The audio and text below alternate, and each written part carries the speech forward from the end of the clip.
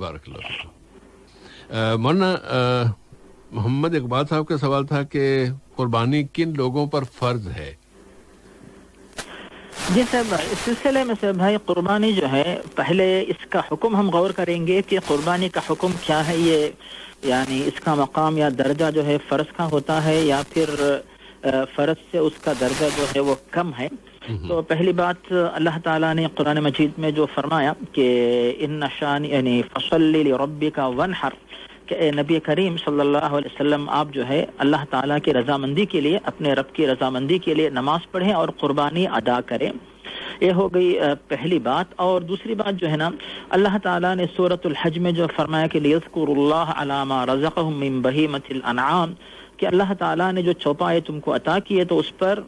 इस नेमत पर अल्लाह ताला का शुक्र तुम लोग अदा करो। और उसके बाद अल्लाह ताला ने सूरतुल हज के अंदर ही बता दिया कि तुम उनका गोश्त खाओ, और उसके बाद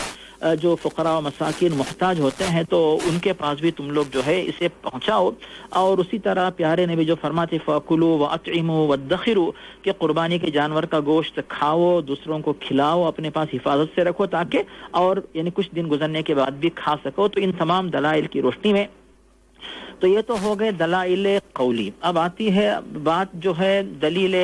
फ़िअली, के जब से प्यारे नबी सल्लल्लाहु अलैहि वसल्लम मदीना मुनव्वरा में तशरीफ़ ले आए और अल्लाह ताला का हुक्म जो है कुर्बानी के बारे में वारिद हुआ, तब से आपने जो है कभी भी जो है कुर्बानी को तर्क नहीं किया। तो इन तमाम दलाइल को जमा करके फिर उसके बाद एक हदीस जो आपने गुज़िश्ता भी सामीन के सामने पेश की, अगर किसी के पास कुर्बानी की हैसियत हो और कुर्बानी ना करे तो ऐसी सूरत में वो शख्स जो है हमारे पास ईदगाह में ईद की नमाज पढ़ने के लिए ना आए। तो जब कुर्बानी ही नहीं करता है तो फिर ईद की खुशी क्या है? तो आपने इस तरह ऐसे लोगों के बारे में जो अल्लाह ताला ने सहूलत दी है, हैसियत दी है, फिर भी जो है वो कुर्बानी ना करे तो गोया कि वो कंजूसी कर रहा है, बखीली कर रहा है। और अल्लाह ताला की तरफ से दिया हुआ माल, जिस पर अल्लाह का वादा है कि तुम जितना अल्लाह की राह में खर्च करोगे उससे बढ़कर अल्लाह ताला तुमको अता करेगा, तो इस वादे पर यकीन न रखते हुए अपना पैसा बचाने के लिए कुर्बानी नहीं करता, ऐसे लोग जो है हमारे पास ईद की नमाज पढ़ने के लिए ईदगाह में ना आए। तो इन तमाम दलाइल को जमा करके उलमा ने यह बात पेश की कि बाज़ उलमा जो है ईद जो कुर्बानी के बारे में इस बात के कायल हैं कि कुर्बानी जो है वो वाजिब बनती है, और जमहूर की तहक़ीक़ ये है कि सुन्नत या मुअक्कदा यानी बहुत ज़्यादा अहमियत रखने वाली ये अहम इबादत है और इस पर बहुत ज़्यादा अजर व सवाब हासिल होगा, और इसे तरक करने से बहुत ज़्यादा अजर व सवाब से इंसान जो है, मुसलमान जो भी है, वो महरूम होने का अंदेशा रहता है। इसीलिए मुसलमानों को चाहिए कि कोशिश करे कि जुलसा के मौके पर अल्लाह ताला की राह में जानवरों की कुर्बानी करें। अब आते से भाई कि उसके लिए शर्त क्या है कि कितनी हैसियत हो, तो बाज़ उलमा इसमें ये कहते, एक शर्त ये रखते हैं कि अगर उसके पास जो है ज़कात के बराबर निसाब हो तब कुर्बानी उससे मतलूब होती है। लेकिन दीगर उलमा की तहक़ीक़ ये है कि ऐसी कोई शर्त जो है वो लाजमी नहीं है। अगर किसी के पास माशाअल्लाह खाने पीने का इंतज़ाम है, सहूलत है, और उसके बाद जो है जानवर ख़रीदने की सहूलत अगर उसके पास मौजूद है, तो वो जो है ऐसे शख्स से कुर्बानी मतलूब होती है। तो उसके लिए उसके पास जो है ज़कात के बराबर या निसाब के बराबर माल का होना ये ज़रूरी नहीं। उसके बगैर भी अगर जानवर ख़रीदने की हैसियत है तो अपने हैसियत के मुताबिक, ज़रूरी नहीं जैसे लास्ट जो है हल्के में आपने वाजे कर दिया कि भी लोग ये ना समझे कि भाई जब बकरे का मतलब यानी 50,000 का, जैसे अपने एशिया की कीमत बता रहा हूँ, तो 50,000 60,000 का ज़रूरी नहीं है। तो आप जो है अपने हैसियत के मुताबिक 20, 15, 10,000 यहाँ तक के 5-6 हज़ार के बकरे भी गुज़िश्ता साल मिल गए थे माशाअल्लाह। तो जो आपकी हैसियत के मुताबिक जो है जिसमें कुर्बानी की शराइत पाई जाती हो तो बकरा खरीद कर उसकी कुर्बानी आप करें। तो इसमें यानी जो माली हैसियत की कोई शर्त जो है सैब भाई, ये हमें शरई दलाइल में ऐसी कोई शर्त हमें नहीं मिलती है। तो मौसूफ के सवाल का सैब भाई शायद एक हिस्सा हुआ, या बल्कि पहले सवाल का जो है वो जवाब जो हमने शायद पेश किया होगा इंशाअल्लाह। अब आती है बात दूसरी से भाई कि मौसूफ का कहना कि घर पे कोई लोग नहीं है मिसाल के तौर पे, तो ऐसी सूरत में जो है मौसूफ जैसे अपने घर के साजो सामान के लिए लोगों को जो है माशाअल्लाह यानी कि सौदे सामान लाने के लिए, निगरानी के लिए बुला लेते हैं, اور اسی طرح جو ہے خاص طور پہ عید الاضحیٰ کے موقع پر تو چھٹیاں رہتی ہیں، اگر پہلے دن نہیں تو دوسرے دن، تیسرے دن، تو اس طرح ایام الذبح، کل ایام الذبح جو ہے، کل ایام التشریق ذبح، ایام تشریق میں بھی جو ہے جانور ذبح کیا جاتا ہے، تو اس پر موصوف عمل کر سکتے ہیں، پہلے دن نہیں تو باقی ایام میں بھی جو ہے ذبح کر سکتے ہیں، اور اگر کوئی موقع ہی نہ ہو تو پھر موصوف جو ہے وہ ان کے جو رشتہ دار یا پھر ان کے ملنے جلنے والے جو لوگ ہیں، تو جن کے گھر پہ جو ہے قربانی کی سہولت ہے، یعنی جن کے گھر میں مرد حضرات ہیں اور اپنے گھر پہ جو قربانی کرتے ہیں، تو آپ ان کے پاس جو ہے بکرا پہنچا دیجئے، یا پھر پیسے دے کر کہیے کہ آپ میری طرف سے آپ جو ہے بکرا اپنے پاس لے آ کر آپ جو ہے قربانی کریں۔ تو اس طرح یا یہاں اگر نہ ہو سکے تو آپ کے ملک میں تو ماشاءاللہ ایسا سوال نہیں ہوتا کہ بھی کسی گھر میں جو ہے خواتین مرد حضرات کوئی نہیں، تو وہاں تو ماشاءاللہ کوئی خاتون تنہا بھی رہتی، شوہر باہر کام کرتا ہے، تو اس کا بھائی آتا ہے، باپ ہے، یا یعنی شوہر کا بھائی یا بیوی کا بھائی، کوئی نہ کوئی تو آتا رہتا ہے، تو اس طرح جو ہے مسئلہ حل ہو سکتا ہے۔ سے بھائی جب یعنی ڈھونڈنا چاہے تو انشاءاللہ راستے اللہ تعالیٰ بہت سارے کھولتا ہے، تو امید ہے کہ انشاءاللہ مسئلہ حل ہو جائے گا انشاءاللہ۔ جس ہے بھائی انشاءاللہ اس میں مولانا ایک معلومات کی حد تک ایک بات بتا دیتا ہوں کہ پاکستان کا شاید ہی کوئی ایسا شہر ہو کہ جہاں، چونکہ ان صاحب کا تعلق پاکستان سے ہے تو اس لیے میں پاکستان کا نام لیا، ہو سکتا ہے کہ انڈیا میں بھی اور بنگلہ دیش میں بھی اس طرح ہوتا ہو جی صاحب کہ مختلف ادارے ہیں، تنظیمیں ہیں، مشہور اگر تنظیموں کا نام لے تو الخدمت ایک بہت بڑی تنظیم ہے جو مختلف ملکوں میں کام کر رہی ہے، اور قربانی کے موقع پر آپ صرف ان کو پیمنٹ کیجئے، وہ قربانی کریں گے، قربانی کرنے کے بعد گوشت آپ کے گھر پہ پہنچائیں گے۔ آپ اگر آپ ان کو کہتے ہیں کہ وہ خود ہی تقسیم کر دیں، وہ بھی تقسیم کر دیتے ہیں، اور اگر یہ کہ آپ چاہتے ہیں کہ گوشت آپ کے گھر پہ پہنچا دیا جائے تو آپ کے گھر تک بھی پہنچا دیتے ہیں۔ تو ایسے اداروں سے ان کی خدمات حاصل کی جا سکتی ہیں۔ جس گھر میں بھی، ہم نہیں کہتے کہ وہ فلاں ہو، ہم ٹھیک ہے مجبوری ہے، بس خاتون ہے یا خواتین ہے، کوئی اور نہیں ہے، تو یہ ادارے موجود ہیں۔ جس طرح وہ آپ نے اشارہ کیا نا کہ سودا سلف لانے کے لیے بھی کوئی نہ کوئی تو ہوگا، تو کم از کم اس ادارے تک پہنچنے کے لیے کوئی نہ کوئی تو ہوگا۔ ٹیلی فون پہ بات کر لیں ان کو، ٹیلی فون کے ذریعے کہ بھی آپ آئیں، کوئی فرد آ جائے، وہ ہم سے پیسے لے لے اور ہمیں قربانی دے دے، یا ہمارے گھر میں بکرا ہے، آپ اس کو ایسا کیجیے پلیز، آپ اسے لے جائیے اور ذبح کر کے گوشت دیجیے۔ وہ یہ سارے کام بھی ہوتے ہیں، ان لوگوں سے اس طرح ان کی خدمات سے استفادہ کیا جاتا ہے، وہ بھی انہیں بھی اجر ملے گا، وہ اجر کے لیے کر رہے ہیں، ان کا کوئی مالی فائدہ نہیں ہوتا، وہ فائدہ اجر آخرت کا اجر کمانے کے لیے وہ کر رہے ہیں، تو ان کو بھی اجر مل جائے گا اور آپ کو بھی آپ کے اجر مل جائے گا قربانی کا۔ جی صاحب بھائی، یعنی یہ بات سن کر اتنا دل خوش ہوتا ہے کہ ماشاءاللہ ایسے ادارے بھی ہیں جو یعنی جن مسلمان بھائی اور بہنوں کے پاس مکمل سہولتیں نہیں، تو وہ لوگ جو ہے سہولتیں نہ ہونے کے باوجود جو ہے اللہ تعالیٰ کی رضامندی کے لیے اور ایسے لوگوں کے لیے سہولتیں فراہم کرنے کے لیے جو ہے جو اعزازی یعنی رضاکارانہ خدمات جو پیش کر رہے ہیں، تو یہ بہت بڑی نیکی کا کام ہے۔ اور اللہ تعالیٰ نے قرآن مجید میں سورۃ المائدہ کے اندر جو فرمایا کہ وَتَعَاوَنُوا عَلَى الْبِرِّ وَالتَّقْوَى وَلَا تَعَاوَنُوا عَلَى الْإِثْمِ وَالْعُدْوَانِ، تو یہاں پر جو بتایا گیا کہ نیکی اور عَلَى الْبِرِّ وَالتَّقْوَى، بھلائی اور تقوی کے کاموں میں آپس میں ایک دوسرے کا ساتھ دو، تعاون کرو، تو پھر ایسے لوگوں کے ساتھ تعاون کرنے سے بھائی ایسے ادارے جو ہوتے ہیں ماشاءاللہ ان کی ہمت افزائی ہوتی ہے، یہ اپنا کام کنٹینیو کر سکتے ہیں، تو ان کی خدمات آپ حاصل کریں اور ثواب میں سب کے سب شریک ہو گئے، یعنی موصوف، قربانی کرنے والے، ان کی فیملی اور جو حضرات اس میں موصوف کا تعاون کر رہے ہیں، تو پھر ایک طرف تو اللہ کے دین کا کام بھی ہو رہا ہے، دین کی خدمت بھی ہو رہی ہے، قربانی کا جو شعیرہ ہے وہ بھی انجام پا رہا ہے، اور گوشت جو ہے مستحق لوگوں تک پہنچ رہا ہے، تو یہ کئی خوبیاں اس میں جو ہے وہ شامل ہوتی جن سے دل بہت ہی خوش ہوتا ہے کہ آج کے دور میں بھی ماشاءاللہ ایسے لوگ ہیں، ایسے ادارے، ایسی خدمات موجود ہیں کہ ایک مسلمان کو کوئی ٹینشن نہیں ہے کہ میں گھر پہ کروں، اور اگر سہولت نہیں تو پھر ایسے ادارے جو ہے اللہ کے فضل و کرم سے میرا کام کر کے دے رہے ہیں۔ اس پر اللہ تعالیٰ کا شکر ادا کرے کہ ایسا سلسلہ آج دنیا میں بحمدللہ جاری ہے، اور اللہ قبول کرے نیکی انشاءاللہ۔ اللہ آمین، اللہ آمین۔ شیخ نور اللہ صاحب کا سوال، ان کی کچھ معلومات یعنی اس میں تصحیح کی ضرورت ہے۔ فرماتے ہیں کہ لوگوں کی یا انسانوں کی خرید و فروخت ہوتی تھی، انگریزوں نے آ کر اس کو بند کیا، نبی کریم صلی اللہ علیہ وسلم نے اپنے زمانے میں اس کو بند کیوں نہیں کیا؟ گویا کہ ان کے ذہن میں یہ تصور ہے کہ نبی کریم صلی اللہ علیہ وسلم کے زمانے میں لوگوں کی خرید و فروخت ہوتی تھی جو کہ انگریزوں کے آنے تک جاری رہی، اور انگریزوں نے آ کے اس کو بند کیا۔ یہ ان کے سوال سے یہ مفہوم نکلتا ہے، کیا یہ سوال صحیح ہے, اس میں کہاں گنجائش ہے اصلاح کی, وہ ذرا اصلاح فرما دیجیے. جی صاحب, اس سلسلے میں جہاں تک کسی یعنی لونڈی اور غلام کا جو معاملہ ہے اس کا آغاز دین اسلام نے نہیں کیا, بلکہ دین اسلام سے پہلے بھی یہ طریقہ موجود تھا اور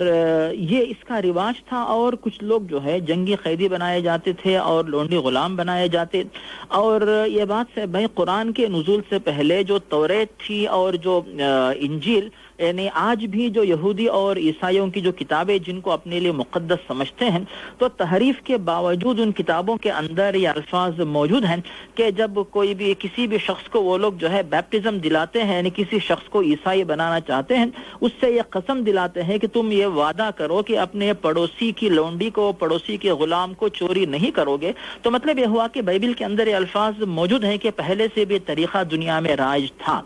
اور وہی دین اسلام ہے جس نے سب سے پہلے اس بات کا آغاز کیا کہ لونڈی غلاموں کو جو ہے تم لوگ آزاد کرتے رہو. اور پیارے نبی صلی اللہ علیہ وسلم وفات سے پہلے بھی, دنیا چھوڑ کر جانے سے پہلے بھی جو ہے آپ بار بار کہہ رہے تھے کہ الصلاۃ الصلاۃ وما ملکت ایمانکم,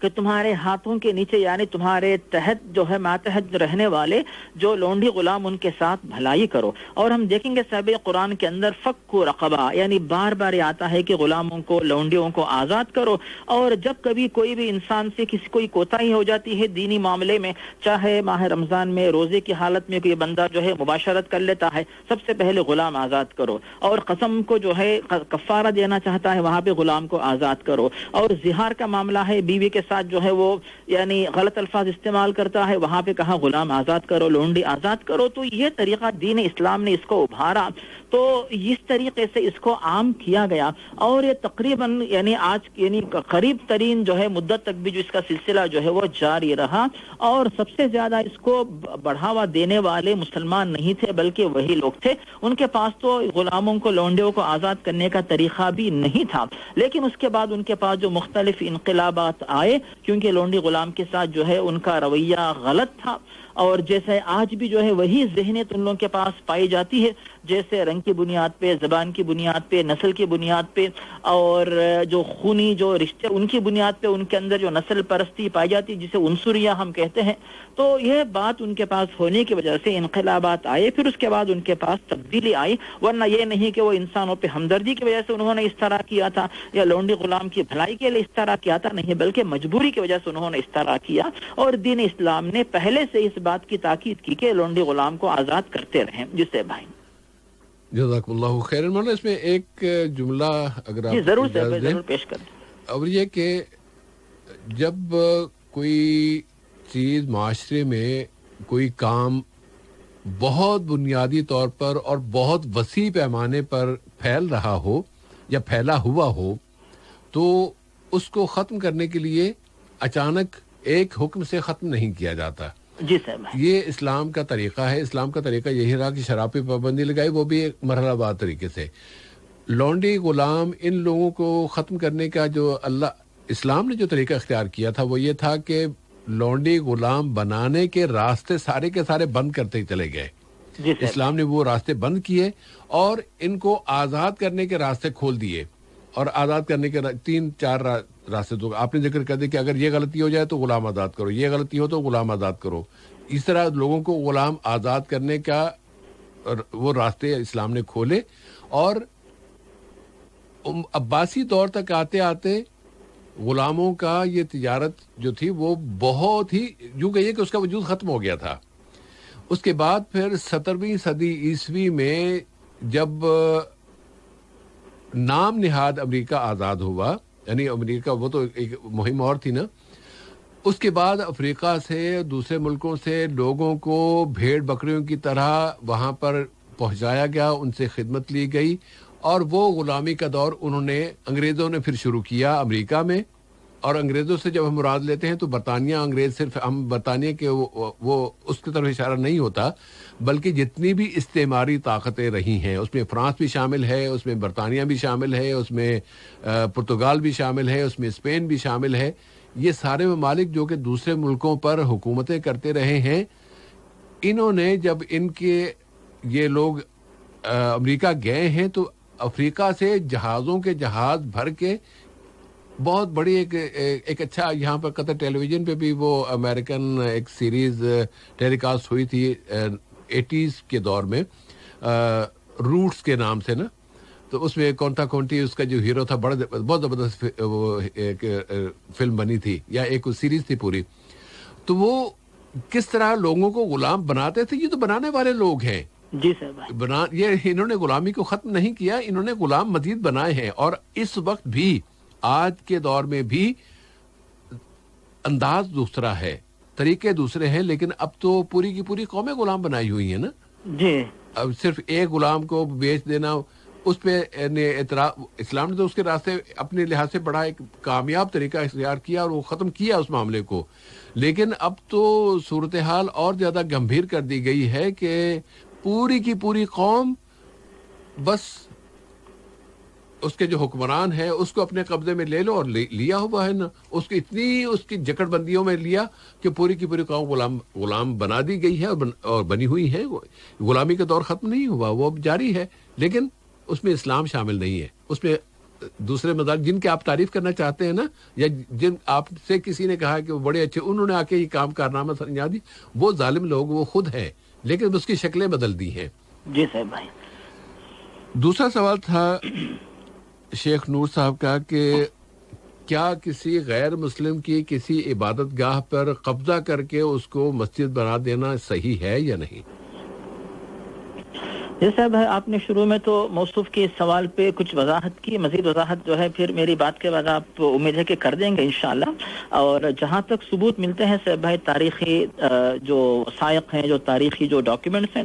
ان کی روشنی میں اور مصدقہ جو ڈاکیومنٹس وغیرہ موجود ہیں لوگوں کے پاس, ابھی آج بھی جو ہے یورپ کے اندر بہت سارے چرچز ایسے ہیں وہاں پر جو ہے جب یہ لوگ بے دین ہونے کی وجہ سے یا پھر دین سے بیزار ہونے کی وجہ سے یا پھر ان جو بھی چرچز ہیں ان کے تو ان کو نہ سنبھالنے کی وجہ سے چھوڑ دیتے ہیں, تو ماشاءاللہ مسلمان جو ہے آپس میں چندہ جمع کرتے ہیں, تعاون حاصل کرتے ہیں اور ان کی عبادت گاہوں کو جو ہے خرید کر پھر مسجد میں تبدیل کر کے وہاں پر عبادت یا نماز کا اور اپنے جو دینی جو پروگرامز ہے ان کا جو ہے آغاز کرتے ہیں. تو مطلب یہ ہوا کہ جہاں تک جو بھی بات ہمیں ملتی ہے وہ یہی ہے کہ ان کو انہوں نے قیمت دے کر خریدا, پھر وہاں پر نمازوں کا آغاز کیا. اور آج کے دور میں ماشاءاللہ بہت بڑی شخصیت اللہ یحفظہ وہ ہے رئیس دولت ترکیہ رجب طیب اردوغان حفظہ اللہ و نصرہ اللہ انشاءاللہ. تو ان کی طرف سے بھی جو ہے صاحب جو ترکیہ کے اندر جو ہے آیا صوفیہ کی جو مسجد ہے, جسے جو ہے تقریباً 1934 کے اندر جو ہے ایک عجائب گھر میں تقسیم کر یعنی اسے تبدیل کر دیا گیا تھا, لیکن پھر اس کے بعد جو ہے آج ان کی طرف سے یہ ماشاءاللہ یہ اچھی پہل ہو رہی ہے کہ اسے دوبارہ جو ہے مسجد میں جو ہے وہ تبدیل کر دیا جائے گا. تو مطلب یہ ہوا کہ اس کے بارے میں یہ خلاصہ بتایا جا رہا ہے کہ اسے جو ہے قیمت دے کر خریدا گیا تھا,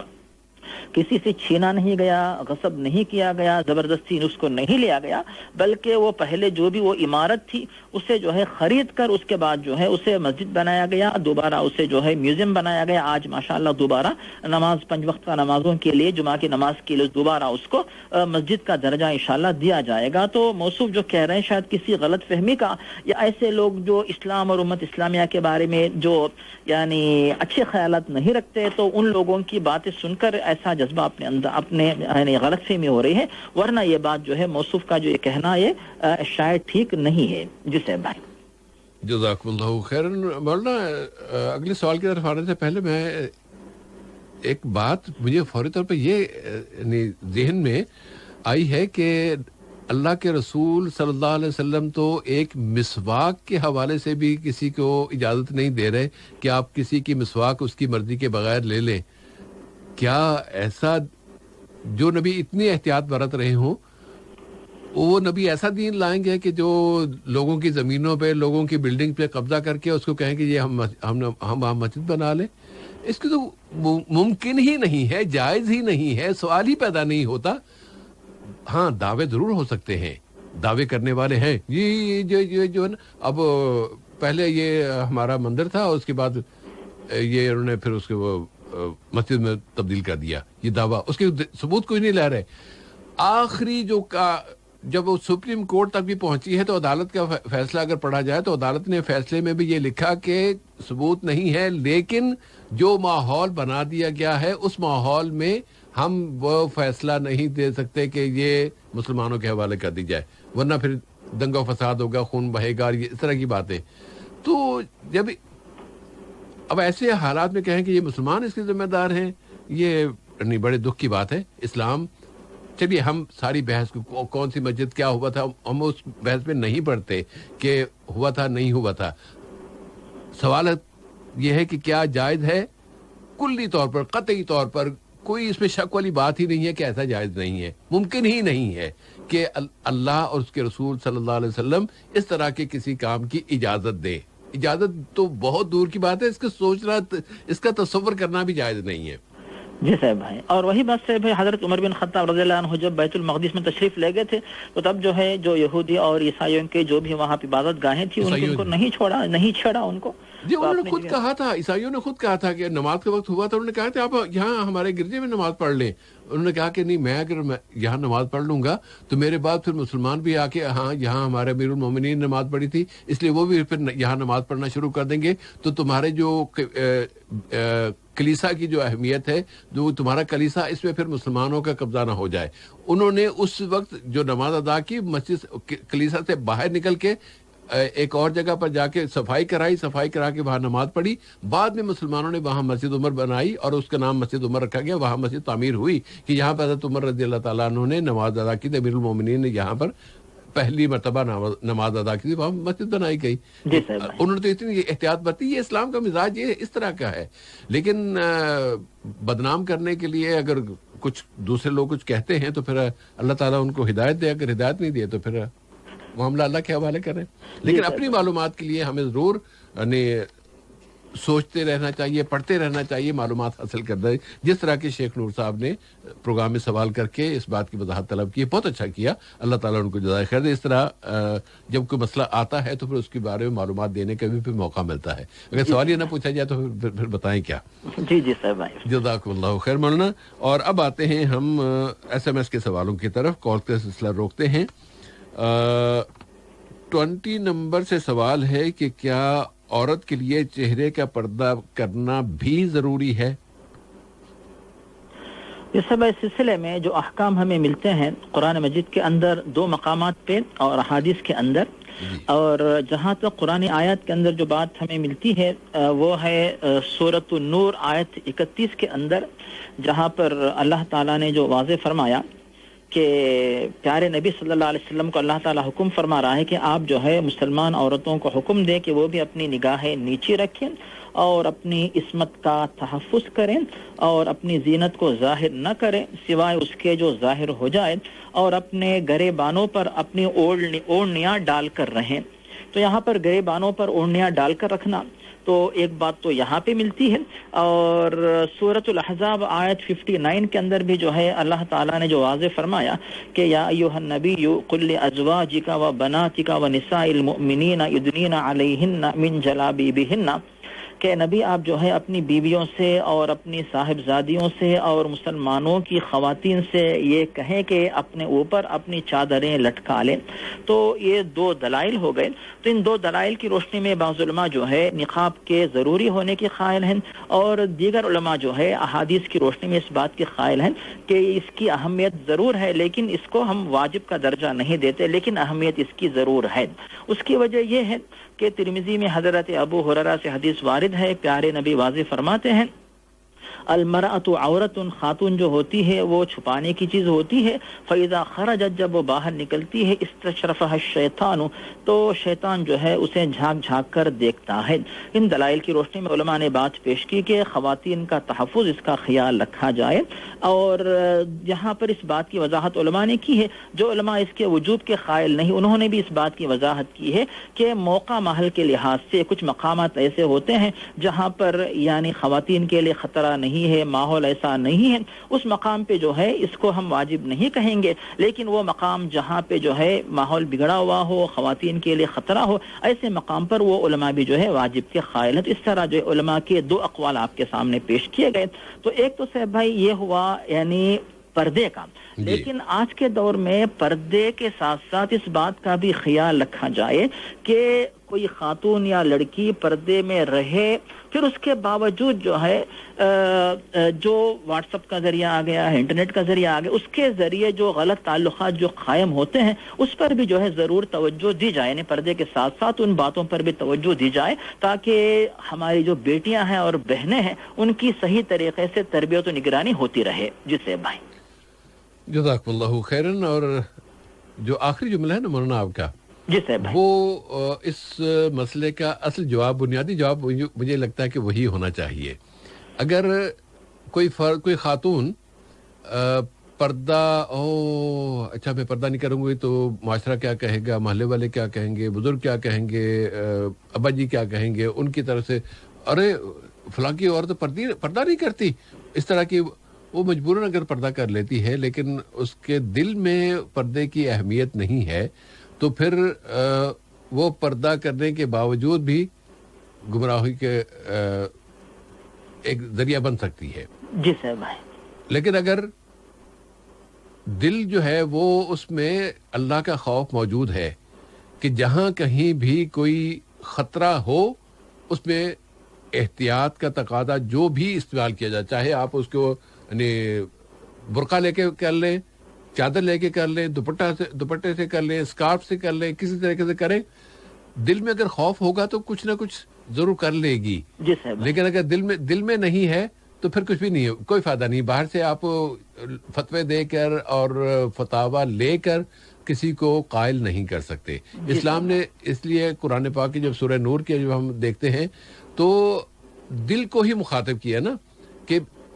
پہلے ابتدا کیا کی کہ نظروں کو بچا کے رکھو. نظروں کو اتنی زیادہ توجہ نظروں پہ دی ہے،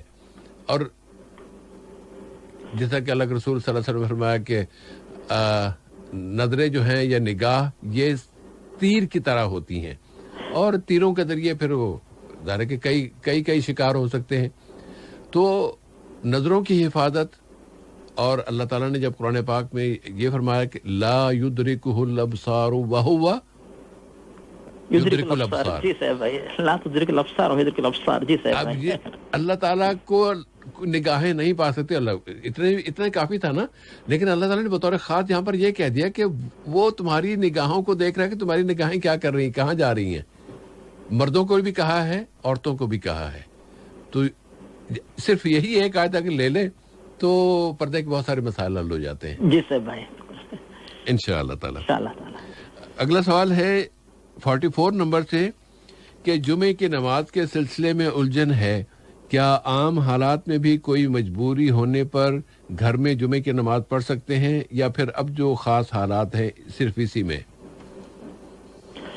جی صاحب بھائی، موصوف نے وضاحت نہیں کی کہ عام حالات میں مجبوری سے مراد کیا ہے، اور جہاں تک جمعہ کی اہمیت تو ہمارے سامنے واضح ہے. سورۃ الجمعہ کے اندر اللہ تعالیٰ نے جو واضح فرمایا کہ اذا نودی للصلاۃ من یوم الجمعۃ فاسعوا الی ذکر اللہ وذروا البیع، کہ جمعہ کی عبادت کے لیے تم فوری جو ہے دنیا کے سارے کام چھوڑ کر حاضر ہو جاؤ. اور اسی طرح صحیح مسلم کے اندر جب ابو ہریرہ سے حدیث وارد ہے، پیارے نبی واضح فرماتے ہیں کہ لوگوں کو چاہیے کہ جمعہ کی نماز کی پابندی کریں اور اسے چھوڑنے کی عادت، جمعہ ترک کرنے کی عادت ترک کریں، ورنہ ان کے دلوں پہ جو ہے وہ مہر لگا دی جائے گی. اور جو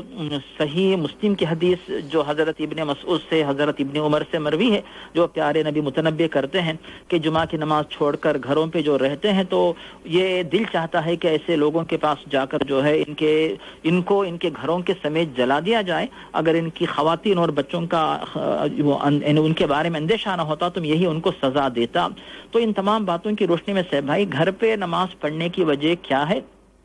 تو اگر کوئی خاتون ہے اس کے لیے جمعہ کی نماز کے بجائے ظہر پڑھے گی، مریض ہے ظہر کے بجائے یعنی وہ جمعہ کے بجائے ظہر پڑھ سکتا ہے، یا پھر وہ شخص جو ہے جامع مسجد سے بہت ہی دور رہتا ہے تو ایسی صورت میں اس کے لیے بھی علماء نے بات پیش کی کہ اس کے لیے دو صورتیں ہیں، یا تو ظہر کی نماز پڑھ لے، یا اگر کئی لوگ جو 2 3 4 5 جمع ہوتے ہیں تو وہاں پر بھی وہ لوگ جو ہے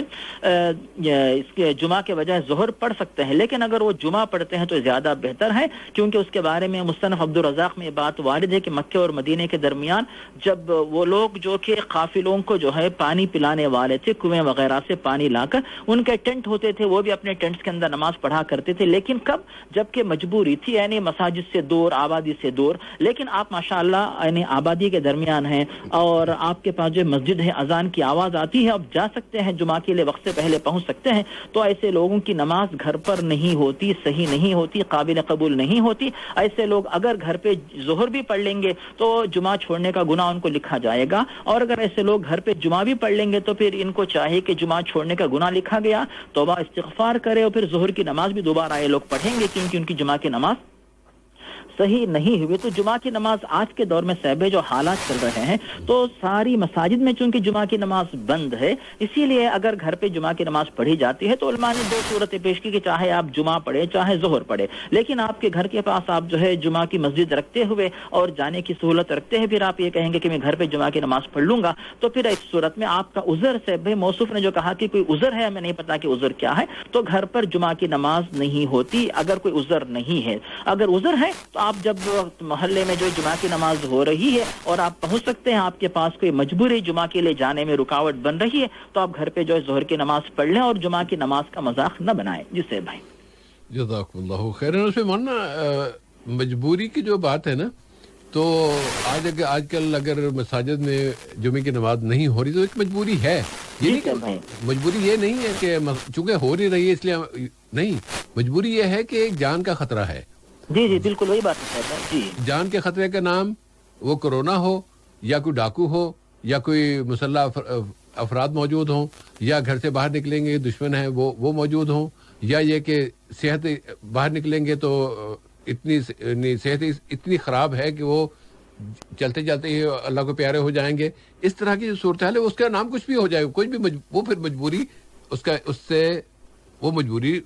ذریعہ بن جاتی ہے کہ آپ گھر میں نماز ادا کر لیں. جی صاحب بھائی بالکل اچھی طرح وضاحت ہو گئی صاحب بھائی. جی ہاں انشاءاللہ تعالی. اس میں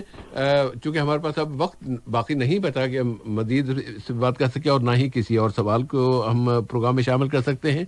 اللہ تعالیٰ آپ کو جزائے خیر عطا فرمائے محترم مولانا کہ آپ نے سامعین کے سوالوں کے جواب عطا کیے اور بہت تفصیل سے ادا کیے. انشاءاللہ آئندہ جمعے کے روز اس پروگرام میں دوبارہ ملاقات ہوگی، مزید سوالات ہوں گے، مزید باتیں ہوں گی، اور ہم چاہیں گے کہ وہ سوالات پوچھے جائیں جو کہ ہمارے